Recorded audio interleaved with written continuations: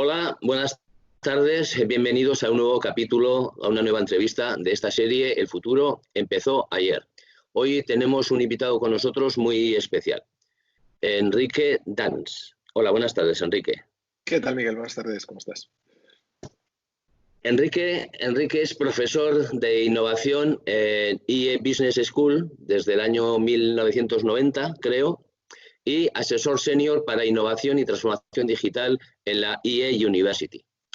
Más allá de este perfil formativo y educativo, Enrique Dans es una persona y es una referencia conocidísima a partir, entre otras cosas, del famoso blog de Enrique Dans, que ayer estuve mirando y se remonta a 2003, casi nada, Enrique.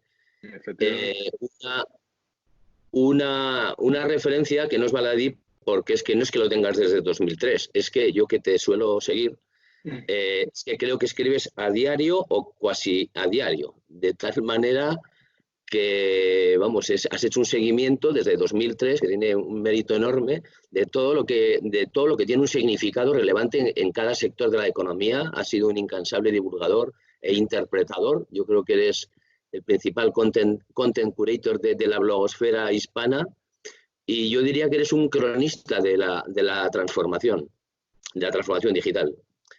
Además, has escrito un par de libros, al menos, que conozca yo, que uno ya en 2010, 2011, Todo va a cambiar, y más recientemente, el año pasado, uno que me gusta muchísimo el título, ¿no? Es Viviendo en el futuro, claves de cómo la tecnología está cambiando el mundo. Luego volveremos sobre esto. Pero para empezar, Enrique, ¿qué es lo que más te ha sorprendido estas semanas tan intensas? Lo que más me ha sorprendido es la forma en la que la gente ha sido capaz de abrazar la tecnología como casi único recurso para mantenerse pues, productivo, activo, comunicado, ¿no?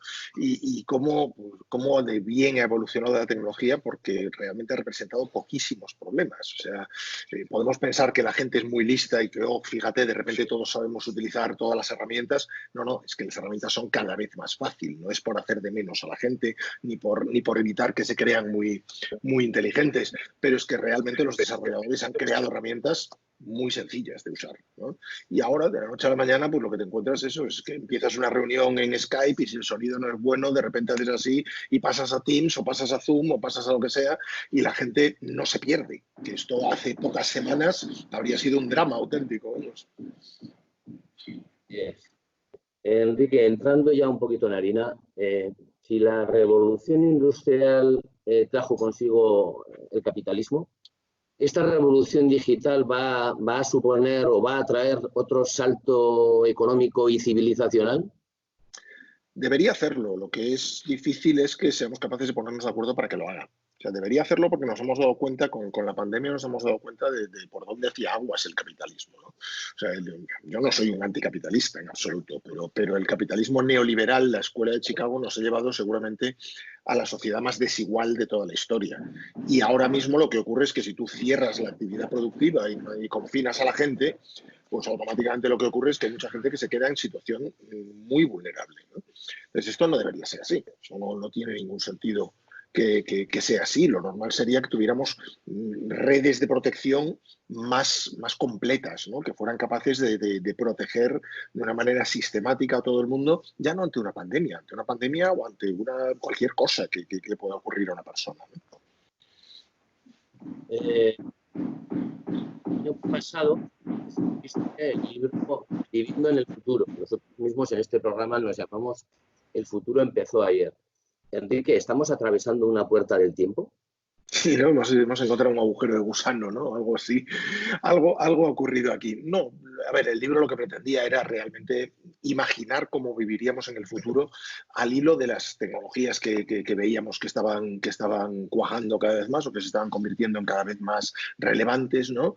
Y lo que ocurre, o lo que me han dicho bastante gente, bastantes lectores, es que esta época, estas semanas de confinamiento, lo que les hacen darse cuenta es que le hemos pegado al futuro que yo pintaba, le hemos pegado un acelerón enorme, ¿no? Y pues eso, vamos a avanzar mucho más. Hay capítulos como el dedicado a la salud o el dedicado yendo al trabajo, por ejemplo, que están experimentando un acelerón brutal, ¿no? Y en ese sentido, pues yo creo no sé, de hecho estoy tentado incluso de escribir un anexo al libro, de escribir un capítulo adicional y ponerlo en mi página, ¿vale? En cualquier caso, la situación de la transformación digital en España y la innovación como motor de la economía parece que en este país está gripado. ¿Va a sufrir la competitividad de la economía española en este mundo en el que entramos, que va a ser mucho más digitalizado? ¿Está obligada la economía española a reinventarse en ese sentido? No sé si es posible una reinvención total de la economía española, pero a ver, si me preguntas si vamos a sufrir y mucho.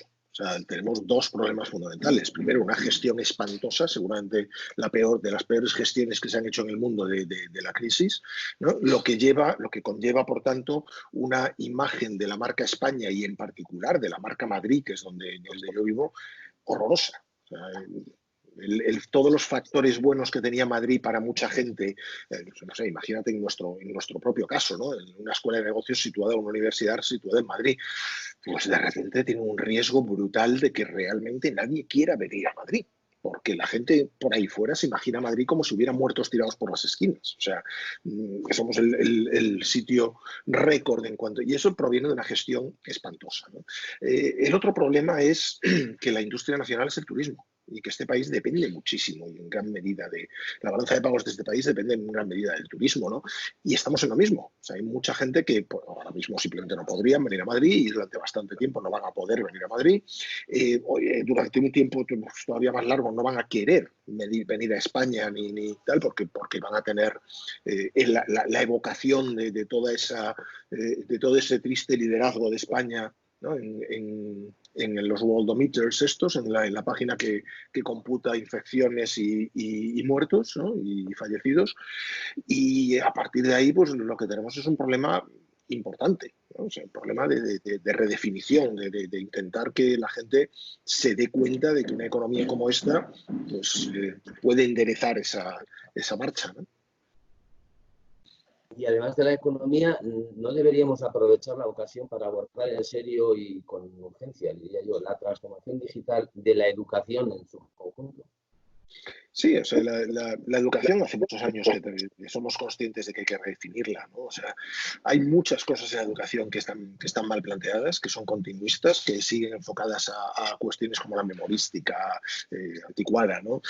O a pues, unos esquemas de calificaciones bastante absurdos que no tienen ninguna correlación con lo bueno o lo malo que es el rendimiento, que será el rendimiento de una persona en el futuro, ¿no? Es una educación que, si quieres, encorseta al alumno, no le permite expresarse, ¿no? Tendríamos que personalizarla, pero a corto plazo hay un problema muy superior, mucho mayor, y es que cuando desconfinemos, ¿qué va a ocurrir?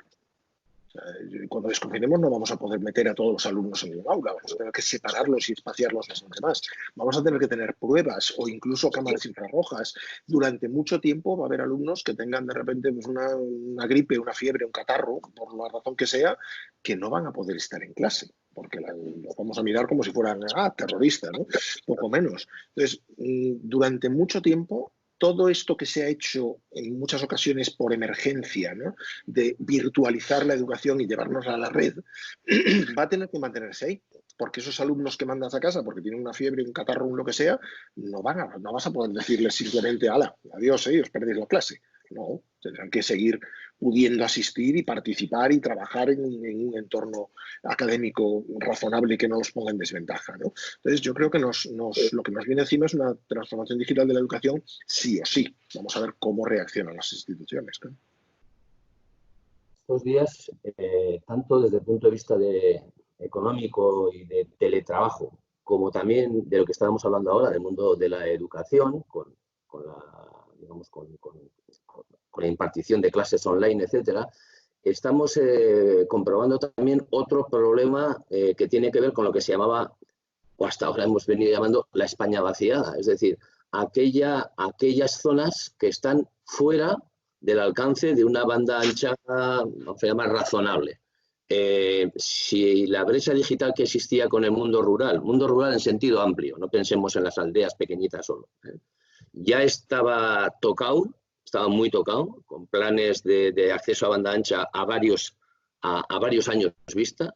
Ahora mismo, estos días, hay muchísima gente que no puede teletrabajar y que no puede hacer un seguimiento de las clases online, tanto en el mundo laboral como en el mundo educativo. ¿Esto va a tener solución en los próximos años? Se supone que sí, lo que pasa es que no es sencillo. O sea, lo lógico es protestar cuando las cosas no llegan a su sitio, cuando las cosas no llegan a donde deben llegar, pero no debemos olvidar que España es el país con más kilómetros de fibra en toda Europa y no somos el país más grande, que el esfuerzo que se ha hecho desde el lado de las empresas es importante y que desde un punto de vista pues, puramente empresarial no puedes decirle a una compañía, no puedes pedirle a una compañía que tire kilómetros de fibra para acabar y terminar en un núcleo poblacional en el que la demanda es baja. Entonces, yo creo que hay una doble cara aquí. O sea, las empresas tendrán un caso de negocio en llevarle a banda ancha a todos los núcleos cuando efectivamente en esos núcleos haya un uso intenso, ¿no? Y todavía no lo hay. Y la España vaciada tiene otro drama, que es la España envejecida también en muchos casos, ¿no? Entonces, hay que ver cómo hacemos para construir una propuesta de valor que de verdad haga que esa oferta y esa demanda encaje de alguna manera, ¿no? O sea, no todo es vilipendiar a las empresas de telecomunicaciones, hay que reconciliar un poco todos los intereses ahí. No creo que sea lo más popular mi postura, puede que sea impopular, pero me temo que hay que hacer una cierta defensa de empresas que mal del todo no lo han hecho. Si algo ha quedado patente estos días es que una sociedad digital no puede ser gestionada por una administración predigital. Permíteme que te robe el título de un capítulo de tu libro. ¿Cuántos políticos hacen falta para cambiar una bombilla, Enrique?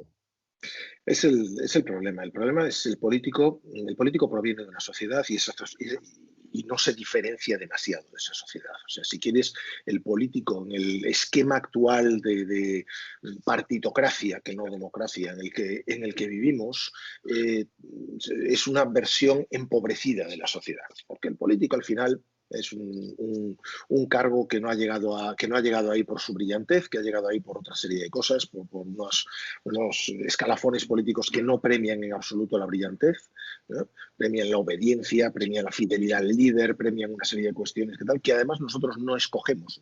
El drama de nuestro sistema es que no escogemos a nuestros representantes. Escogemos a un cabeza de lista que luego es como el rey en Versalles ahí señalando con su varita a los que integran las listas y sobre eso no tenemos ninguna capacidad de elección, ¿no? Con lo cual, pues acabas eligiendo a gente que no te representa a ti, representa al que le puso ahí, al que le puso en la lista, ¿no? Entonces, ¿cuál es el problema? Pues que esa sociedad ha devenido en unas listas políticas que no son lo mejor de cada casa, me temo, ¿no? Y por lo tanto, pues no son ni un esquema de enorme brillantez, ni tienen un incentivo enorme para ser fieles a aquellos que les votaron, porque en realidad no les votaron a ellos, votaron a una lista cerrada, ¿no? Entonces yo creo que lo que tendríamos es que arreglar la democracia, y arreglar la democracia para que de verdad refleje esa serie de cuestiones, esa serie de vínculos de representatividad.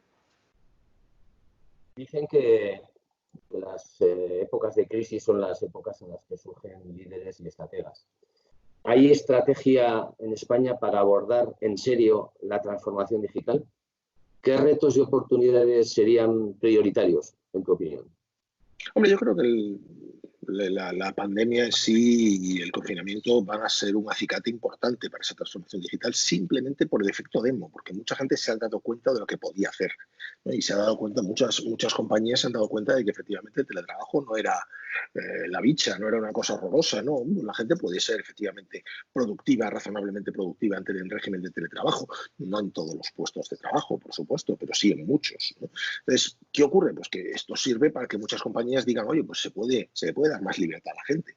Se puede proponer que alguien se levante por la mañana y trabaje desde su casa hasta la hora que estime oportuno y después a lo mejor, ¿no? O sea, no simplemente una migración total al teletrabajo, que es una de las razones por las que en muchas ocasiones anteriores el teletrabajo ha fallado. No, a lo mejor acuerdos mucho más flexibles, más confianza en la gente. ¿Cuánto podríamos ganar, por ejemplo, a efectos de diluir la hora punta si la gente pudiera teletrabajar desde casa de manera flexible, ¿no? Y de la misma manera, pues eso, esquemas de trabajo en virtud pues, de la nube o de tal que ya estamos utilizando de manera forzada, ¿no? por el confinamiento y la pandemia, pero que por lo menos hacen que la gente se dé cuenta y genere ideas, se instale a toda velocidad pues algún mecanismo, pues no sé, VPNs, etcétera, para evitar ser víctima de los malos, ¿no? Yo creo que en cierto sentido puede ser bueno el efecto de todo esto a la hora de crear ese digital awareness, esa madurez digital. Pero más allá de cómo abordamos con urgencia la salida a la crisis, cómo nos adaptamos a esta situación de precariedad, hay una estrategia, o deberíamos de diseñar una estrategia para abordar el escenario post-crisis, es decir, el nuevo escenario al que nos dirigimos necesita una estrategia que redefina, que repiense la economía, los sectores, los negocios. ¿Tenemos estrategas para diseñar esto? Es difícil saberlo. O sea, dentro de lo que hay en el gabinete actual, pues no lo sé. Francamente no lo sé y no puedo poner la mano del fuego por las capacidades digitales de casi nadie en la administración que conocemos actualmente.